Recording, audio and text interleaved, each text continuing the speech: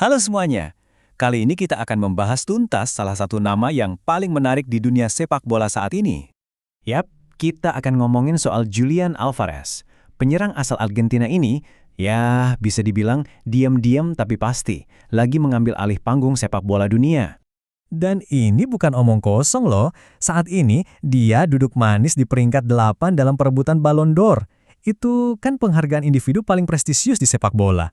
Nah, pertanyaannya, gimana ceritanya seorang anak yang dijuluki si laba-laba kecil bisa bertransformasi jadi raksasa di lapangan hijau? Perjalanannya ini benar-benar luar biasa, dari sebuah kota kecil di Argentina sampai ke panggung global. Ini adalah kisah tentang bakat dan evolusi yang nggak ada hentinya. Memang sih, musim ini performanya di Atletico Madrid itu agak naik turun. Tapi justru di momen-momen krusial, di panggung terbesar, nah disitulah dia bersinar dan mencuri perhatian semua orang. Lihat aja penampilannya di babak gugur Liga Champions.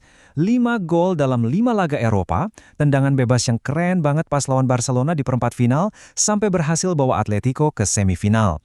Nah, kemampuannya buat tampil prima pas lagi tegang-tegangnya, inilah yang jadi nilai plus banget di mata para pemilih Ballon d'Or. Oke, untuk benar-benar mengerti siapa Julian Alvarez, kita harus mundur sedikit. Kita lihat dari mana semua ini berawal. Dia datang dari Calcin, sebuah kota kecil di Argentina dengan populasi cuma sekitar 2.500 orang. Latar belakangnya sangat sederhana loh, ibunya seorang guru sekolah dan ayahnya seorang sopir truk. Dan mimpi jadi pesepak bola itu udah ada dari kecil banget. Ibunya, Maria, pernah cerita, waktu dia umur 7 tahun ada tugas sekolah yang nanya, "Kamu mau jadi apa kalau sudah besar?" Dan dia jawab, "Pemain sepak bola profesional." Jadi dari dulu tujuannya udah jelas banget. Soal julukan La Araña atau Sang Laba-Laba, itu dikasih sama teman-temannya waktu kecil karena gaya mainnya yang unik. Dia seolah-olah punya banyak kaki, bisa ada di mana-mana. Dan julukan ini nempel terus sampai sekarang karena emang pas banget menggambarkan pengaruhnya di lapangan. Oke, sekarang kita lihat gimana dia mulai menenun warisannya. Gimana perjalanannya dari anak kota kecil sampai jadi seorang kolektor gelar juara. Contohnya nih, waktu di River Plate, klub masa kecilnya, dia jadi satu-satunya pemain dalam sejarah klub yang bisa mencetak 6 gol dalam satu pertandingan. 6 gol, luar biasa. Dan kalau kita lihat daftar trofinya, di usianya yang ke-26, wah ini gila banget. Piala Dunia, Liga Champions, Premier League, Copa America, hampir semua trofi besar yang bisa dimenangkan udah ada di lemarinya. Perkembangan karirnya tuh cepet banget, coba kita lihat ini masanya. 2018 debut profesional, 2021 jadi top skor di Argentina, 2022 pindah ke Man City dan langsung juara dunia, terus 2023 menang treble, dan 2024 pindah ke Atletico dengan mahar 75 juta euro. Benar-benar dari satu sukses ke sukses lain dalam sekejap mata. Oke, trofi udah, rekor udah, tapi apa sih yang bikin dia lebih dari sekedar penyerang biasa? Apa yang bikin dia begitu spesial? Nah, ini dia kuncinya. Dia bukan tipe striker tradisional nomor 9 yang cuma nunggu bola di depan gawang. Alvarez itu penyerang modern, tipe hibrida. Dia bisa menciptakan peluang buat teman-temannya, sering turun ke tengah atau melebar, dan bahkan jadi titik awal serangan. Dia bukan cuma goal poacher, tapi mesin pressing taktis. Dan datanya mendukung itu.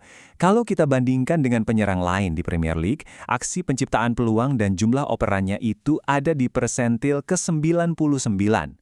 Artinya, dia yang paling top di antara yang top. Menariknya, jumlah gol atau expected goals dia itu cuma rata-rata. Ini menunjukkan kalau nilai utamanya bukan cuma di penyelesaian akhir, tapi di proses membangun serangan itu sendiri. Pelatih timnas Argentina, Lionel Scaloni, bahkan bilang Julian itu cocok main di tim manapun. Dia pemain yang diinginkan semua pelatih. Dia ngerjain tugasnya dan ngerjainnya dengan baik. Nah, kecerdasan taktis dan fleksibilitas inilah yang jadi kunci waktu Argentina juara Piala Dunia. Pressingnya yang nggak kenal lelah itu benar-benar ngerusak permainan lawan dan sering banget menciptakan peluang entah dari mana. Itulah tugas yang dia lakukan dengan sangat baik. Tentu aja, dengan reputasi yang makin naik, klub-klub raksasa Eropa mulai pasang mata. Jadi, apa langkah selanjutnya untuk Alvarez? Rumor transfernya udah santer banget. Katanya sih, Barcelona jadi tujuan favoritnya buat gantiin Lewandowski. Tapi, ada juga Paris Saint-Germain yang lagi cari amunisi baru, dan Arsenal yang mau perkuat lini depan mereka. Kabarnya, nilai transfernya bisa mencapai 100 juta euro musim panas ini. Dan jangan lupa, sebentar lagi dia bakal jadi andalan Argentina buat mempertahankan gelar Piala Dunia di Amerika Utara. Kalau dia bisa tampil bagus lagi di panggung sebesar itu, wah, nilai dan pamornya bakal meroket lagi, pastinya. Jadi, pertanyaannya sekarang, dengan Piala Dunia di depan mata dan klub-klub raksasa mengincar, apakah sang laba-laba ini akhirnya bisa merebut penghargaan individu paling bergengsi di dunia sepak bola? Kombinasi uniknya antara kerja tim yang tanpa pamrih dan kejeniusan individunya jelas bikin dia jadi kandidat kuat. Langkah dia selanjutnya bisa jadi akan menentukan sebuah era baru.